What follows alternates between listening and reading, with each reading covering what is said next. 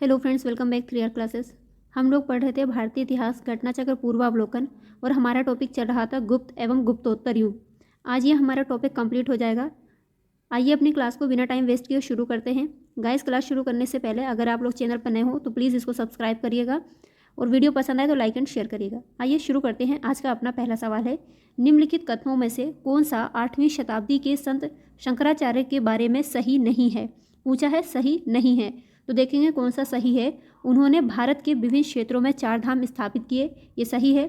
उन्होंने बौद्ध तथा जैन धर्मों के विस्तार पर रोक लगाई, ये भी ठीक है। उन्होंने प्रयाग को तीर्थराज नाम दिया, ये गलत है। उन्होंने वेदांत का प्रसार किया, ये ठीक है। तो हमसे पूछा है कौन सा सही नहीं है, तो ऑप्शन सी सही नहीं है। तो हमारा राइट आंसर हो जाएगा ऑप्शन नंबर सी, उन्होंने प्रयाग को तीर्थराज नाम दिया। शंकराचार्य को शंकर, श्री शंकराचार्य आदि नामों से भी जाना जाता है।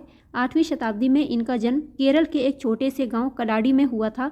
शंकराचार्य के समय में बौद्धों एवं जैनियों के प्रभाव में आकर हिंदुत्व समाप्त होता जा रहा था। इसी को रोकने के लिए इन्होंने वेदांत पर बल दिया। हिंदू धर्म के इन्हीं उत्थान के प्रयासों के लिए उन्हें सर्वाधिक प्रसिद्धि मिली। वेदों के अध्ययन और संकलन के लिए उन्होंने संपूर्ण भारत की पैदल यात्रा की। उनके दर्शन को अद्वैत वेदांत के नाम से भी जाना जाता है। ये पिछली क्लासेस भी हमने बताया है। शंकराचार्य द्वारा स्थापित 4 मठ वर्तमान में भी हिंदू धर्म के पथ प्रदर्शक माने जाते हैं। उनका विवरण इस प्रकार है। श्रृंगेरी मठ, ये है दक्षिण में यानी कर्नाटक में। द्वारका गुजरात, ये भारत के पश्चिम में है, क्योंकि आप लोग जानते हैं गुजरात भारत का सबसे पश्चिमी राज्य है। पुरी उड़ीसा में, ये पूर्व में है। तथा ज्योतिर्मठ, जिसे जोशी मठ कहते हैं, ये उत्तराखंड उत्तर में स्थित है। इन चारों मठों को याद रखना, अभी हाल ही में ये चर्चा के विषय भी थे। आदि शंकर जो बाद में शंकराचार्य बने, उनका जन्म हुआ था, कहाँ हुआ था? केरल में। आदि शंकराचार्य द्वारा स्थापित 4 मठ कहाँ स्थित हैं? अभी बताया था, जोशी मठ है ये, द्वारका, पुरी और श्रृंगेरी। निम्नलिखित में से कौन सा 4 धाम में सम्मिलित नहीं है? पुरी सम्मिलित है, द्वारका है, रामेश्वरम है, जबकि मानसरोवर इसमें सम्मिलित नहीं है। 4 धाम में बद्रीनाथ, द्वारका, पुरी तथा रामेश्वरम आते हैं, जबकि छोटा 4 धाम में उत्तराखंड में स्थित गंगोत्री, यमुनोत्री, केदारनाथ और बद्रीनाथ आते हैं। ये 4 धाम हैं और ये चारों नीचे जो दिए गए हैं जो छोटे 4 धाम हैं। आदि शंकराचार्य द्वारा स्थापित 4 मठ हैं। उत्तर में केदारनाथ, दक्षिण में श्रृंगेरी, पूर्व में पुरी तथा पश्चिम में द्वारका।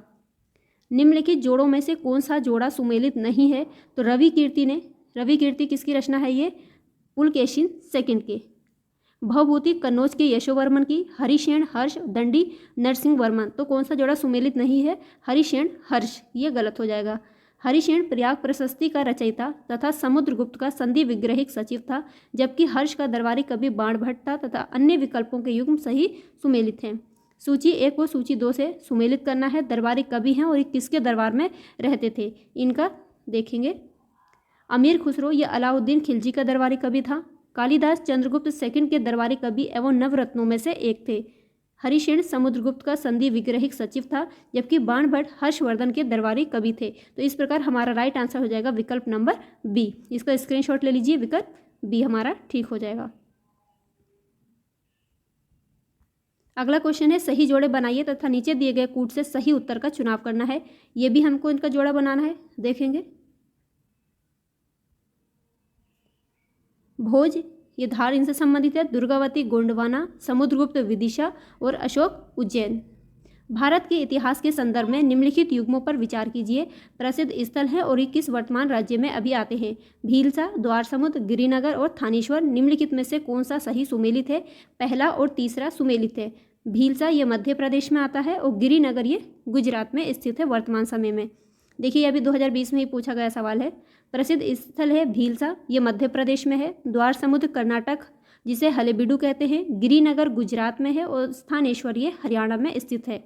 आज की क्लास में इतना ही है। कल को मिलेंगे इसके आगे के नोट्स के साथ में, जो होगा हमारा प्राचीन भारत में स्थापत्य कला।